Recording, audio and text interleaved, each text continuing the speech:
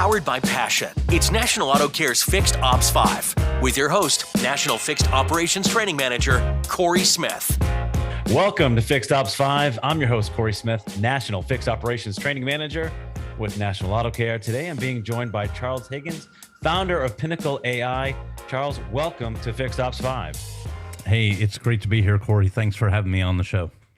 Really looking forward to this topic, which is tips on recruiting employees. I love your passion behind that. But before we really get into this episode, I'd like you to take a few minutes and tell the audience who you are, your work history, and what got you to this point. Yeah, so I've been in the automotive industry for just about 25 years. I actually started at the manufacturer level as a sales trainer for Toyota Motor Corp.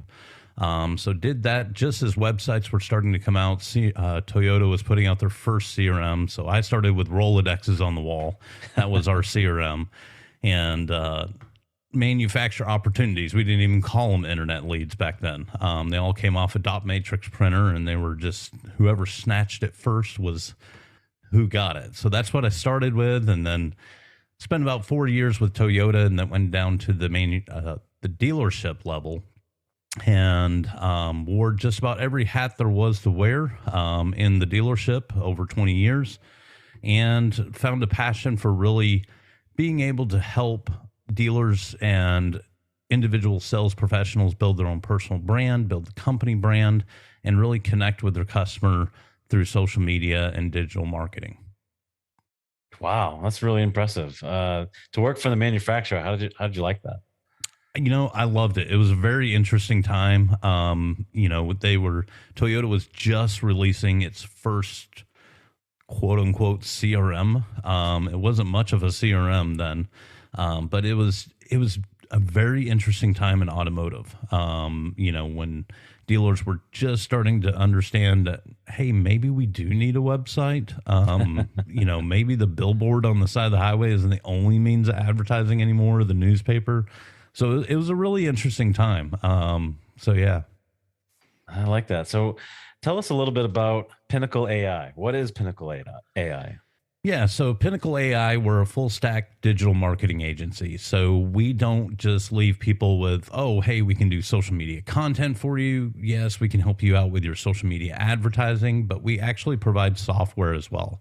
So we want to give dealers and individual salespeople the tools and systems and processes so that they can scale effectively through automation and AI. So we have a CRM platform, a social media management platform, and then we offer digital services when it comes to content and advertising. Wow, that's really impressive. Thank you for sharing that a little bit about you and about Pinnacle AI. Let's jump right into this episode. Tips on recruiting employees. Recruiting, whether it's in the auto space, RV, or power sports, what are some tips that you can give us to really get that next employee? Because you hear the industry is hurting for whether it's salespeople, leadership, technicians, right? Service advisors. What are some tips that you can give us? Well, I think, for a long time, we've talked about going to colleges and tech schools and recruiting from that level. But I really think the biggest tip is to start early, and you can't start early enough. And I look at the transition of where we're going in the future, where we're going all electric, or mostly electric. That's being pushed really hard in automotive right now. But even without that, you look at how much computers and programming are involved in everyday mechanics anymore, And so I think we need to start earlier. I think, and this may sound crazy, but I think we need to start in middle school. I'm looking at my middle school kids, and they're doing programming, they're doing robotics, all these necessary skills that are the next generation of mechanic. Our next generation of mechanic is not someone that can just turn wrenches. It's going to be someone that has those computer skills and those programming skills, because that's today's vehicle, and it's only going to get more so that way over the coming years. How would you start with, let's say we we take that idea of starting with middle school, because I love where you're going with this, because you're right. Technology, they're born with it in their hands the minute we tell them go, right?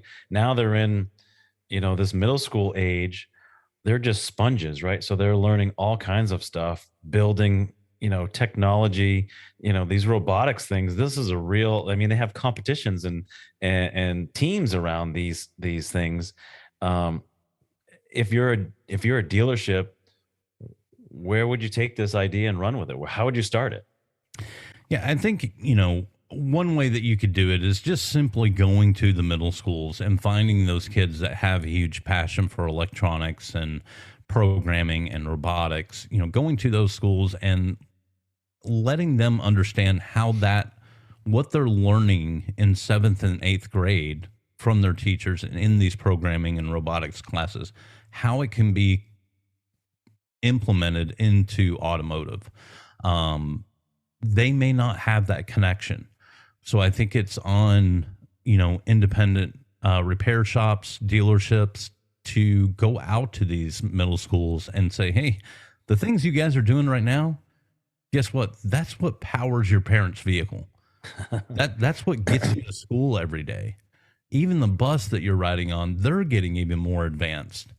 And help them form that connection of what they're doing in the classroom in 7th and 8th grade will apply to their everyday life through automotive, but then also they can see it as a potential career later on that, hey, you may think of a mechanic as someone that just turns wrenches, but I'm telling you, all you kids sitting in here in front of a computer, you're the mechanic. When you graduate high school, guess what? You're going to be the mechanic. It's not going to be turning wrenches anymore. Yes, there will still be some of that. We'll still have a need for that. But as we keep progressing in technology, that's going to become even more crucial.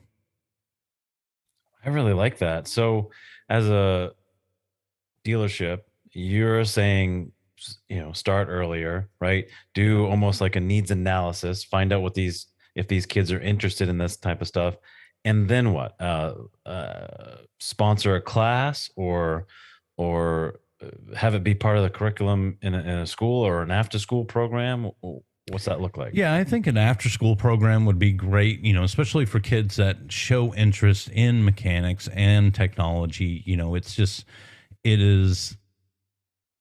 just goes together. If they have any inclination towards automotive or, industrial or anything like that, you can really start to cater a little after school program. And listen, it doesn't have to be anything crazy. Heck, they may even teach you things that you didn't even know. I know my kids do every day when it comes to technology. But then I think, by having an after school program or even a during school program, it opens up another huge door for repair shops and dealerships. That's something that I've come to realize as I homeschool my oldest son this year. This is the first year we were doing homeschool. And one of the biggest things with homeschooling is finding things to do outside of the classroom. So we look to co-op programs. Now there's photography, there's all these different things that he can get involved in, but there's nothing automotive based. Now he's grown up around automotive. I have nothing to do with him automotive based. There's no programs out there that are automotive based. And how great would it be to open the doors to this huge and growing network of homeschoolers that have this technology interest and introduce them as well? I mean, they're going to need jobs at the end of the day, just like any other kid that's going through school. So why not create a program to where we really embrace that and help them through their educational journey? And then we're just catering to the next generation of auto mechanics. Charles, I got to tell you, I've heard a lot of, different avenues of recruiting and this and that. My personal one that I always loved, because I have a great story with it, is that I would look for opportunities to find people in different industries to see if they would be compatible with the car industry. But this whole thing of going earlier in middle school and having car clubs, if you will, because I remember, in school we had, chess club, car club, right?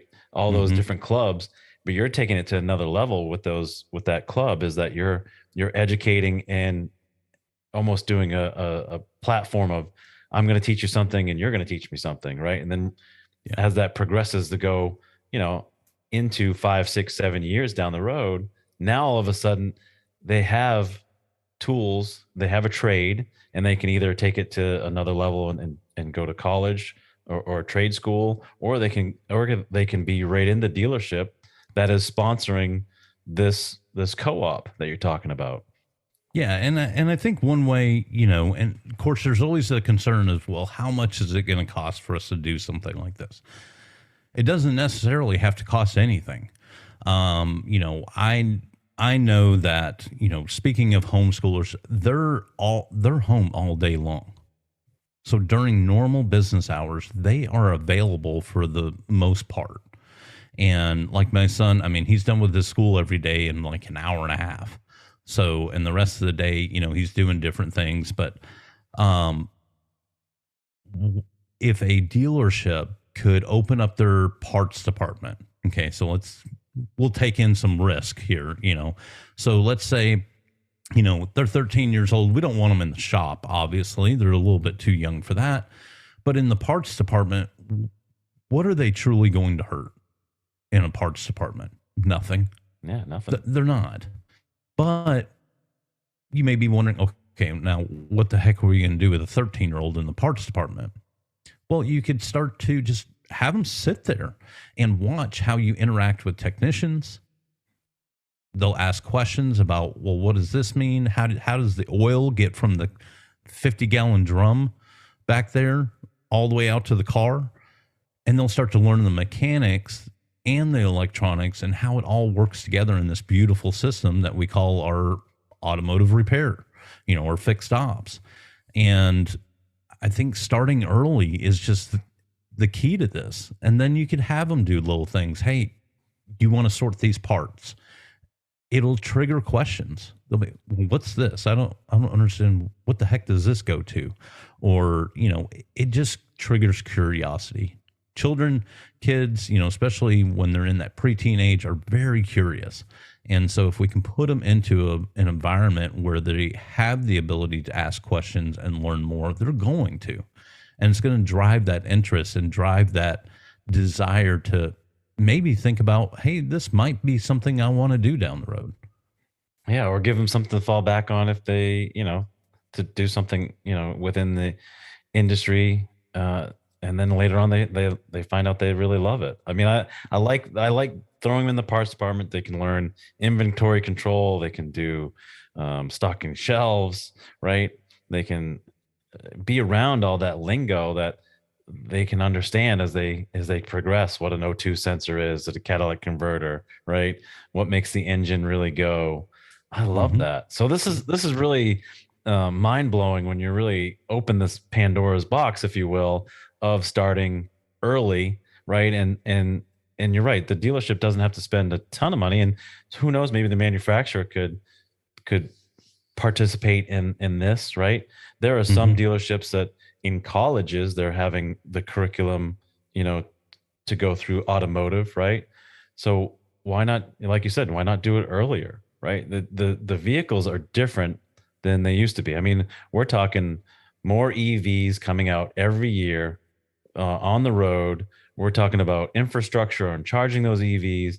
This EV is really going to be more of a computer than it really is going to be turning wrenches, like you said, right? Yeah. Yeah. And manufacturers are looking at, I look at Ford. So Ford has a STEM program. Guess what grade it starts in? What grade does it start in? Sixth grade. Sixth grade. Huh. Interesting. So very few people know about it, but they do have a STEM program that is specifically catered to kids in that middle school age. And then they hope, and that's their work to try to understand that, hey, and they start with Legos. They build cars with Legos and but they're connecting with the kids and they're driving that interest. And that's what we need to do, in the fixed operations world. I think we need to start younger while they're, like you said earlier, sponges, and they want to learn, they want to explore and learn new things. Why not give it to them? Okay. You never know, because when they graduate, 13 years old, well, in 5 years, they're graduating high school. That could be your next service writer. Right. While they're going to, and if it continues to drive that interest, they could be service writing for you because they already kind of understand how it all works together. They'll still need some training, to be able to service write, but that could be your next service writer while they're going to school for additional training.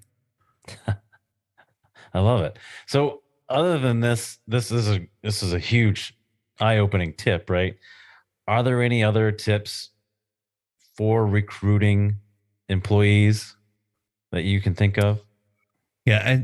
One quote I always go back to is, I've been with Ford for a long time, so I've read a lot of Henry Ford's quotes. And a quote that he said was, "The business that focuses on service will only have one problem when it comes to profits. They'll be exceedingly large." Now, a lot of people take that. It's a great quote. But a lot of people take that just to the service to the customer. But I also take it to the service to the employees. You have to, in today's job market, it's not just, you have to understand it's not just about money. It's not just about necessarily moving up the rungs of the ladder. You have to serve your employees because they're serving you.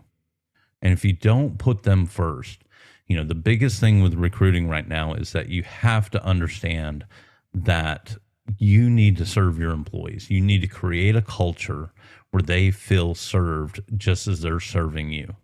And I think that's something that's missed a lot of times. And there's a lot of opportunities that are missed because of that. You have to put them in the forefront of your mind constantly and really stay in touch with what they need, because what everyone needs is different. And, there's a reason why there are slowly but surely different service departments across the country that are going to highly modified work schedules. 3 to 4 day work weeks. Yeah.